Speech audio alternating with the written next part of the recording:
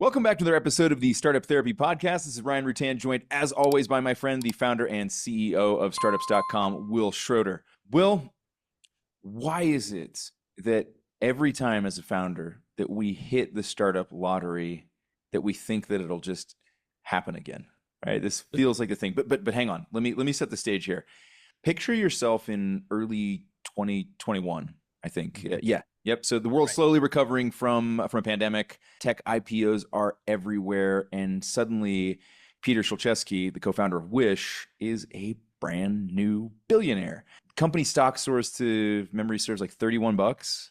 He's now got a net worth in the billions. And so he naturally celebrates in a very billionaire way and buys a Bel Air mansion, right? And it's only 15 million bucks, right? Which when you're worth what, like 4 billion on paper, kind of doesn't matter, right? Like, who cares? Nope. Who's sweating 15 million? It's literally an almost incalculable fraction.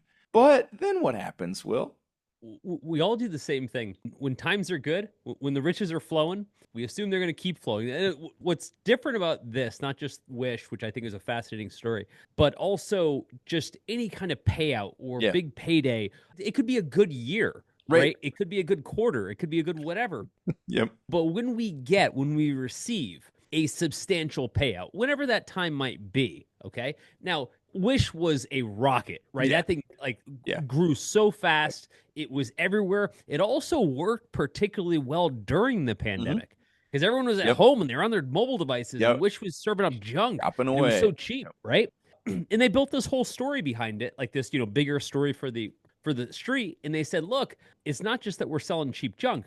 It's that we're building this amazing third-party logistics infrastructure to be able to do that. And that's going to be worth more than Amazon. And, you told the story. And so it goes out, has an amazing IPO. To your point, hit a market cap of 18 billion. Peter's worth, I think, 4 billion at the time. Yeah. And I'm watching this whole thing. And then I saw the headline, bought a mansion in Bel Air. And I'm like, of course he did. Right? No, and look, I don't begrudge anybody for spending their money, right? The irony was, I was thinking about it, right? Like, my wife and I were shopping for a house in Bel Air. It wasn't a mansion, it was just a house, but we're shopping for a house in Bel Air like a year before that. So I can't begrudge the guy. And I sure shit didn't have an $18 billion IPO. But my point is, all I could think to myself is, this guy feels like he's worth $4 billion. And numerically he is. Yeah, he was. And 15 million, I think it was the price tag. 15 million is a rounding error. It is. It's literally it's a tiny incalculable fraction. Right. And if you went to even the most curmudgeon accountant and said, I want to make this purchase, that accountant would be hard pressed to say that's ridiculous. Okay. Again, this is the point though. This is why we're going to set up with Wish. Now, I'm intimately familiar with Wish because I made a Wish too. On Wish. Yeah. I bought their stock.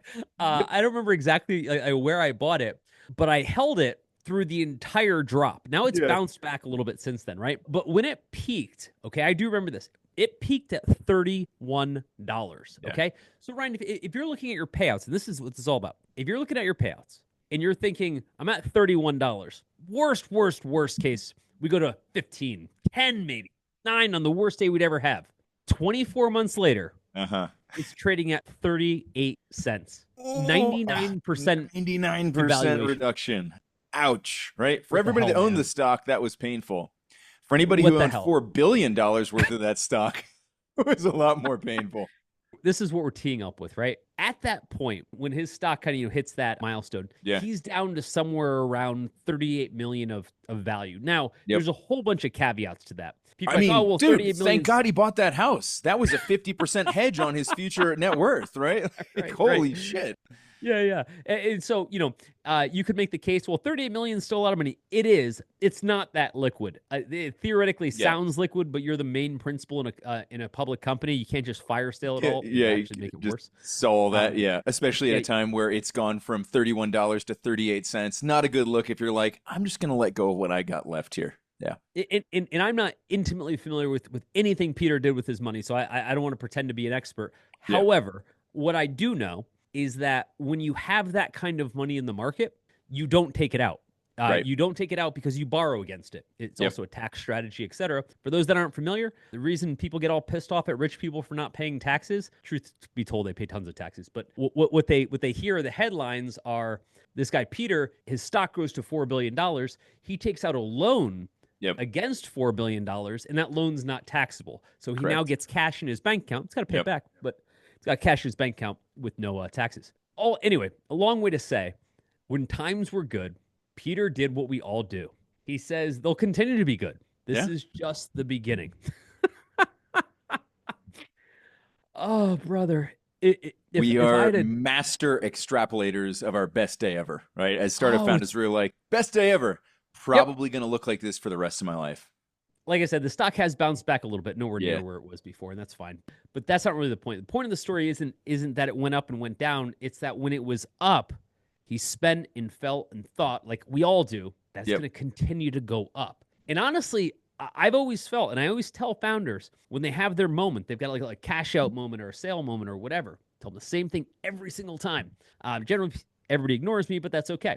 I say, treat this payout, treat this distribution, treat this whatever you're about to get as if it's the last payout you'll ever have. Because numerically, statistically, it is. Yep, that's it. It's the last payout you're going to have. Tough math, but that's real math. Yeah. Right.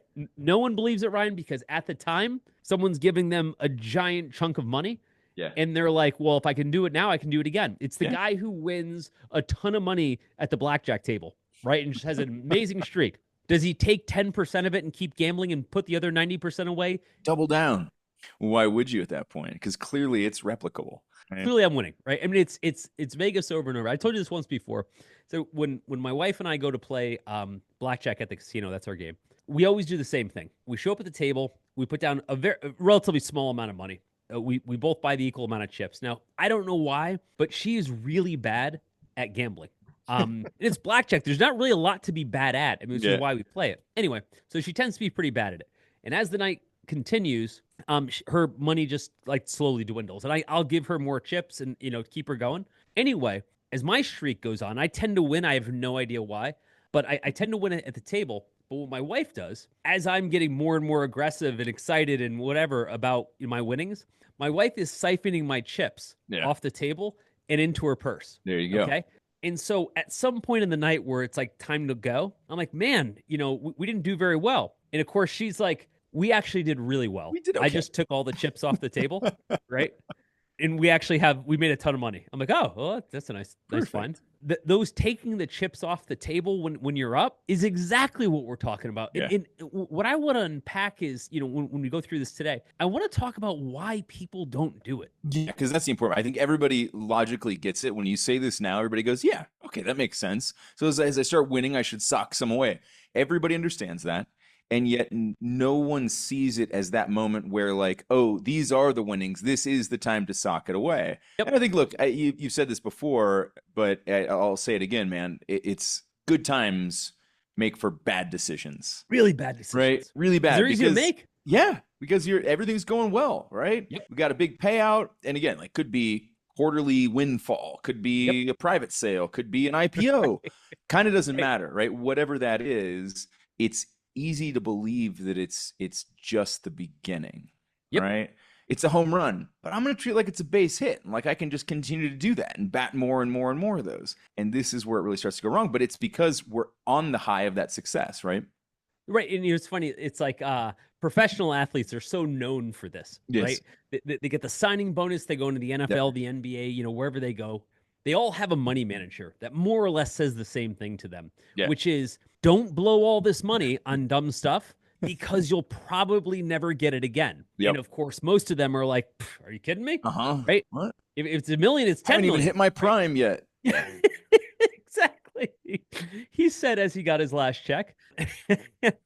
And it blows my mind because in that moment, there are no signals to tell you, stop, because you're winning. Because you're winning, right? When I was running my first company and we started to make some serious money, I was like, well, companies just grow every year. That's just the way it goes. What we do, right? Just 20% year over year forever. What could go wrong?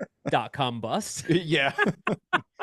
Insert pretty predictable cyclical economic event. And here it goes. I mean, I look at it now, like when something good happens to me, I instantly just wait for the other shoe to drop. Yeah. Right. Wherever there's a windfall, I'm just like, nah. And my wife and always have this joke. We say the money's spent, we just don't know where yet. Exactly. That's exactly it.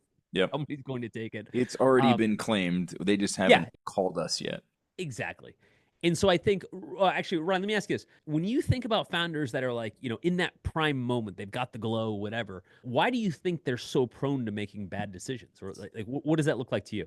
I think it goes back to this like projection of hope thing that we've lived on from the very beginning, right? We had to believe against all odds that this dream that we had can actually become something. And we kept going against all the odds, right? While things weren't working, we weren't making payroll, we didn't have revenue, we lost the contract, with the co-founder left with half the IP, whatever it is, right? Like there's all of every one of these success stories, there were a shit ton of challenges and hurdles that led up to that point. And because they were able to succeed despite all of that stuff, I feel like what happens is in that golden moment when all of a sudden the glow is upon us.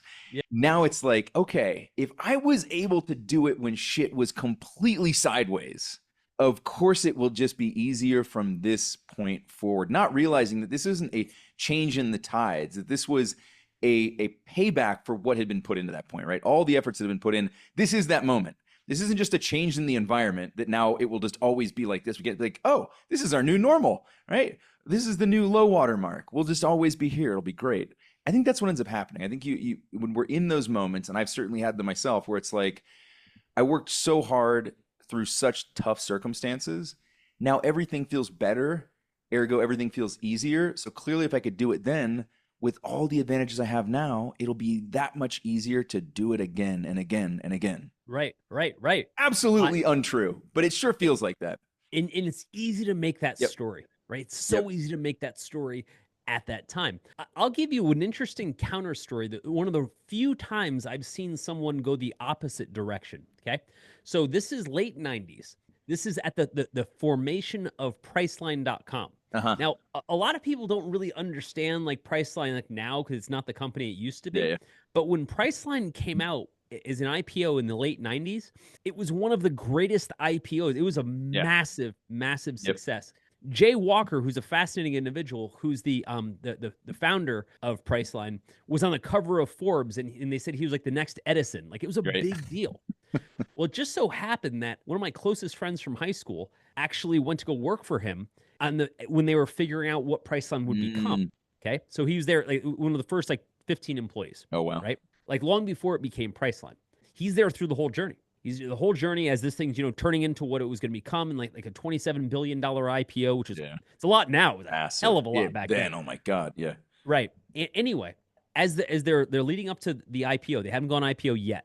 He goes in to talk to Jay Walker, who was like a mentor to him, right? And Jay loved him, and he said, "Hey Jay, I'm resigning." And Jay's like, "Wait, what?" He's like, "Are you kidding? Like what are you talking about?" He's like, "Yeah, my toys, I'm going home." Yeah, it's what he said. He's like, I want to exercise my options at like, I'm making these numbers up because I don't want to share his numbers, but like I'm exercising my options at $100,000 when if I saw it through the IPO in 6 to 12 months, past lockup, it would be like $2 million, right? So like a massive difference. And Jay's mind blown. He's like, what are you like? Look around, man. Look what's happening here, right? Yeah. And so finally, he breaks down. He's like, this is the dumbest thing I've ever heard in my life. Okay. But begrudgingly writes him a check. It was more than a lot more than $100,000, but writes him a check. And my buddy takes it. He quits. He puts himself through law school. He buys a house with it. He buys his first house with his family, bought some cars, whatever, invested it in his future, right? Yep. Basically bought all the things that, money stabilized himself. Yeah, exactly. Massive IPO. Priceline has a massive IPO. And then basically right into the .com bust. All those options go underwater, and nobody's options are worth a penny because they were still in lockdown. So like this is they're all locked up. You can't right. So right after the IPO, you can't sell. So everybody watched their paper value go through the roof. I mean, just popping bottles everywhere, right? Straight back down. Right. Yep.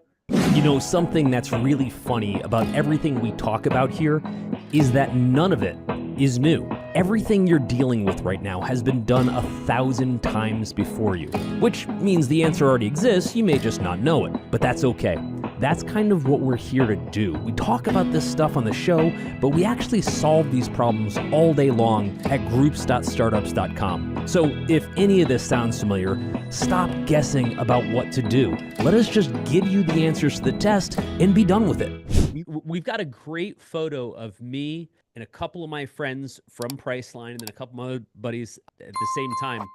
And we're all like 25, right? And we're all standing on a beach, right? And just just in this great pose, not like anything crazy, just 5 or 6 dudes on a beach, high school friends catching up, like blown away by our good fortune. And then when I look at that photo now, I was like, that one bust, that one bust, that one. Yeah. I mean, like the beach photo was great because, like, again, it was just 5 or 6 dudes standing on a beach. It wasn't like anything crazy. But I remember the sentiment, Ryan, at that time where everyone was like, we're going to make so much money, we don't even know what to do. We don't know what to do. We won't know what to do. Look at the grains of sand around here. Imagine each one of them is $1, and imagine they're all yours, right? Dude, and again, this is where I started to learn firsthand how quickly, because I didn't believe any of that could go away. Right. I was like, if it's worth 10 now, it's worth 1,000. And I, not because I was being so arrogant, I just didn't know any better. Don't know any better. And it just feels like that, right? Like you're watching it grow. You've started to put something into it. You understand how you made it grow. You don't understand how could I possibly turn this around and like, again, like ask Peter, right? If you had asked him, could this thing possibly, should we hedge a bit here? Could this thing possibly go to 38 cents? What do you think his answer would have been? Well, I mean, no possible way. It's at 31. It's going to go to 300, right? Exactly. Like you're thinking the opposite direction. Like none of that makes sense. Now, I have no idea what the dude did with his money, right? For all I know, he cashed it all out and put it in T-bills for hell if I know, right? All I'm relating to is his purchase and his stock price as just like a general idea that, like, let's put it this way. If he had known that it was going to be 38 cents, he sure as hell wouldn't have been buying a $15 million Bel Air mansion, right? Like, what I advocate for is picture the worst case scenario and spend toward that, right? Like what is the worst thing that could happen relatively, right? Because the other side of it, like when things go bad, they usually don't happen overnight per se. They happen fast, right? But you do have time to, to react. So he might have sold at $5, right? And that would have been 150 million or what, whatever that maps back to. But regardless, it does happen. The floor falls out all the time. It does. So much so, like I said, my wife and I, like, we bet on it. Yeah. We're just like, matter of time. Yep. Yeah, that's the thing. I think to your point, when we manage towards that worst case scenario, right? Regardless of what happens, then like if it doesn't end up happening, then we're better off. If it doesn't end up happening, we're better off. In either case, we're better off. But the minute we turn a lucky payout, lucky, you know how I'm using that word here, fortunate payout, right? We work hard, we get something, but that one-time event, we turn that into our baseline, forgetting that it is blip, not trend. Once that baseline disappears and the floor is gone, that free fall is a lot harder and the crash is way more significant, right? If you're not managing towards that downside, it will jump up and bite you. Agreed. And so, again, I think we've got this fantasy that there's another payout coming. Yeah, of course. But here's, like, Ryan, if you had just gotten the big payout and I was trying to pitch you on the idea that there will not be another payout. And by the way, think of how negative I sound in that moment. That's the thing, man. Especially when it's coming from somebody like, it actually kind of doesn't matter who it's coming from. Unless it's coming from a copy of you who went through exactly all the same shit you just went through to get there. You're like, you don't know me. You have no idea what my struggles were like. You don't know what it took to achieve this and what I am capable of. And clearly I'm capable of doing this again. If we look at the stats, when I make the argument that this has nothing to do with you, this is nothing to do with you, right? This is just saying that statistically, this will be your last payout. And when I say statistically, let me explain the statistics I'm using because some of them apply and some of them don't. Statistically, it looks like something like this. At any given time, there's 10,000 venture-backed startups in play. Right? A few thousand new get added to the thing and a few thousand die off. So there's 10,000 active at any given time. About 1% of that, give or take, is going to have like the big exit, like the IPO, et cetera. And Peter, to his credit, got to that exit, right? Very hard to do. That 1%. Easier to do in 2021, a lot harder to do before and after.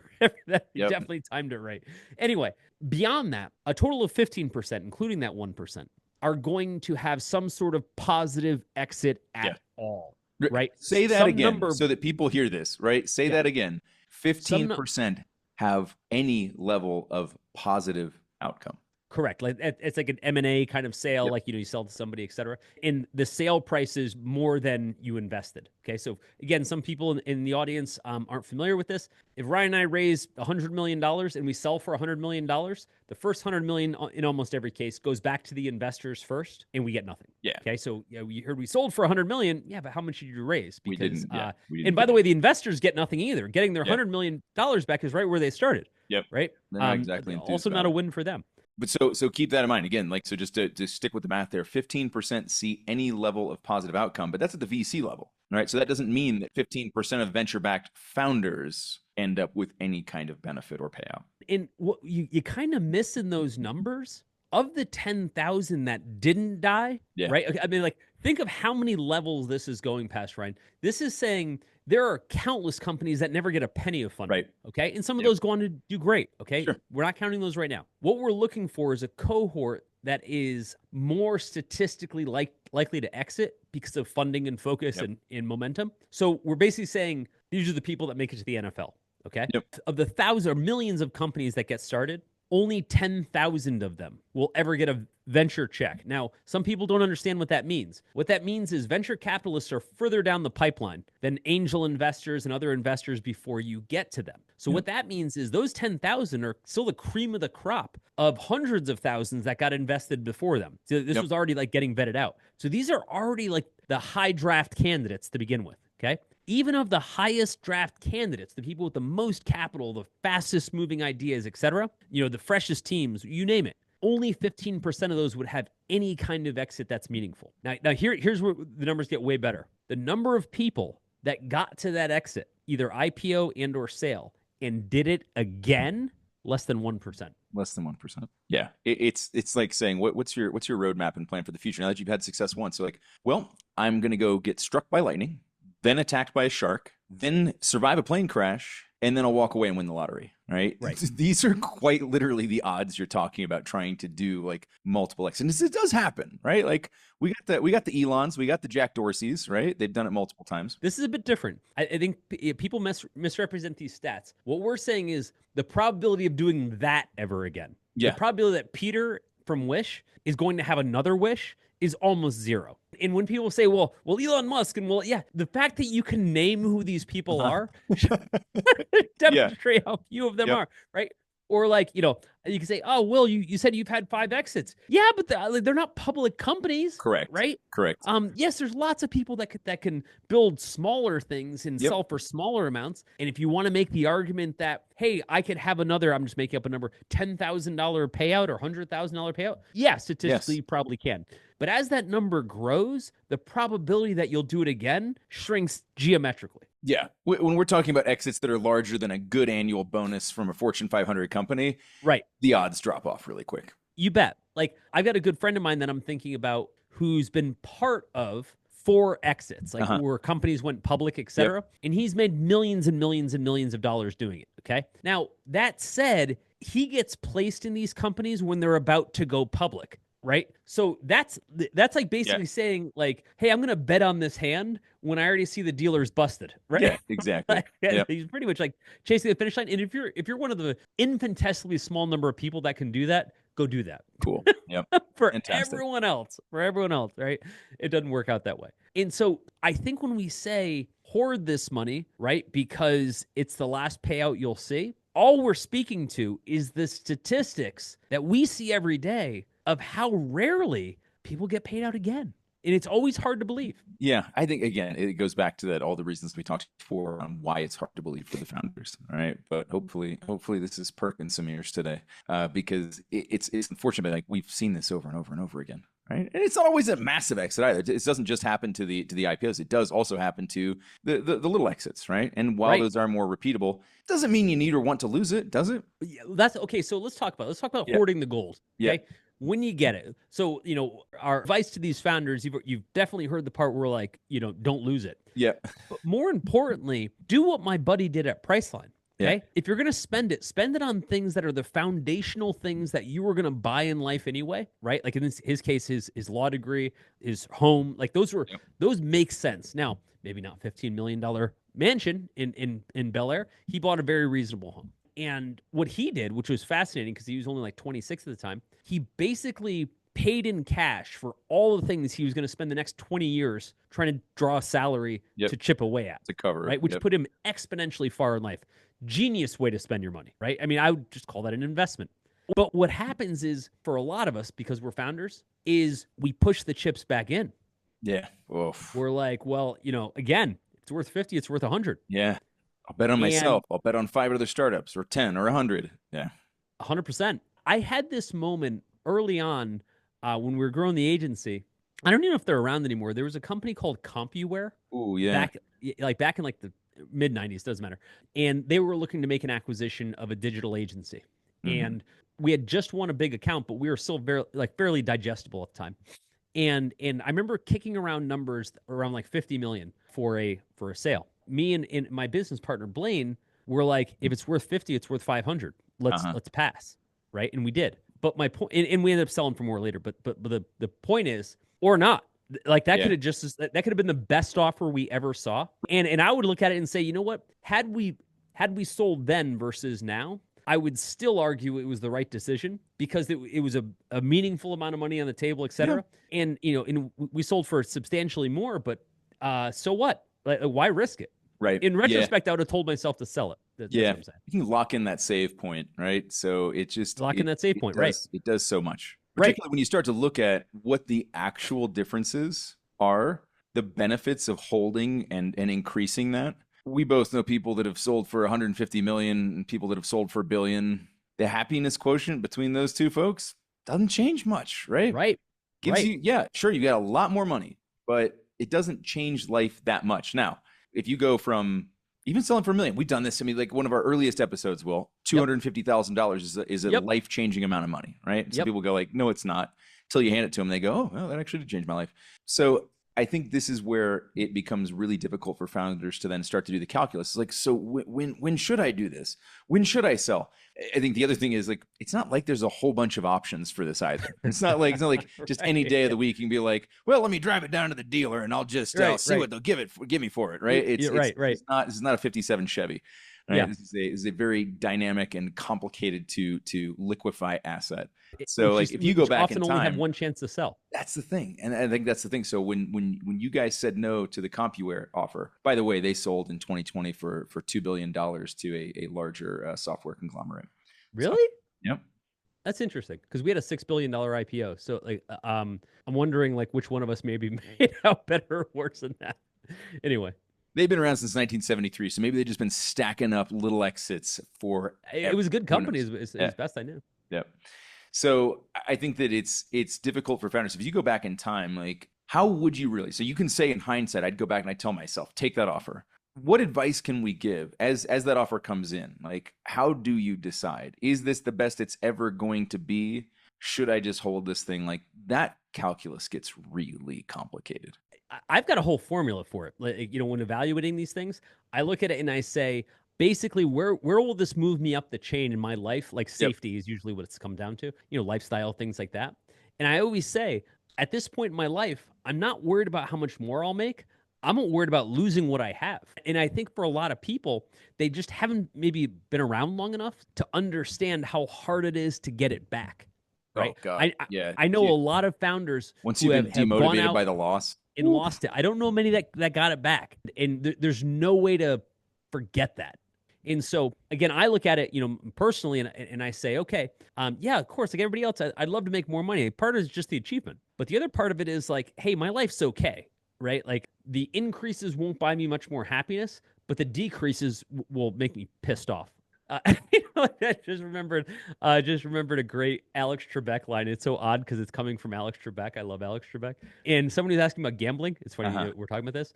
He says, I hate gambling. They said, well, why? He's like, winning doesn't bring me that much pleasure, but losing fucking pisses me off. Yeah, that's exactly it, man. Damn, Alex Trebek. That's it though. I mean, like, and it's kind of what we were getting at a minute ago, which is that, those increases have a very diminishing return, right? Like if you go from 1 million to 10 million, 10 million to 100 million, 100 million to $1 billion. Yeah, there will be some life changes that come along with that. Certainly. How impactful they'll be, don't know. But Yeah, it's also the likelihood of that happening versus the likelihood of the opposite happening without making those save points. So I think you're right. I think once you've had the ability to buy yourself some safety and kind of minimize that downside and say like, okay, like I'm at least going to be reasonable with a portion of this. Because you're also not saying like don't celebrate, right? Right. We Oh yeah, like pop the I'm not saying champagne. don't enjoy right? your money. Throw some confetti. Just don't assume it's coming again. Yeah, exactly. Yeah, exactly. Right. I think that's the important part. So I mean, here's the thing, Ryan. I genuinely wish more founders would heed this advice. I'm 100% sure almost none of them will. I think all of them that are listening today they're going to be in two camps. Where was Wil and Ryan when I needed that advice because I made that mistake? Yeah. And the other camp is not going to happen to me, right? Yeah. That sounds like, real negative, kind of oldie timey advice. I'm sure that might work back in your day, old men, right? But it doesn't apply to me, and I can just already tell you you're going to be wrong. I don't want you to be, but you are. But here's the thing: the whole point of this journey is to get to a point where at some point we can cash in our chips, we can fill our bank account, even if it's a small amount. What we don't want to do is ever risk going backward from that. So every time we get a win, keep the win. Keep the win because it's probably our last win. And if we do it right, it's the only win we need. Overthinking your startup because you're going it alone? You don't have to, and honestly, you shouldn't, because instead, you can learn directly from peers who've been in your shoes. Connect with bootstrapped founders and the advisors helping them win in the Startups.com community. Check out the Startups.com community at www.startups.com to see if it's for you. Could be just the thing you need. I hope to see you inside.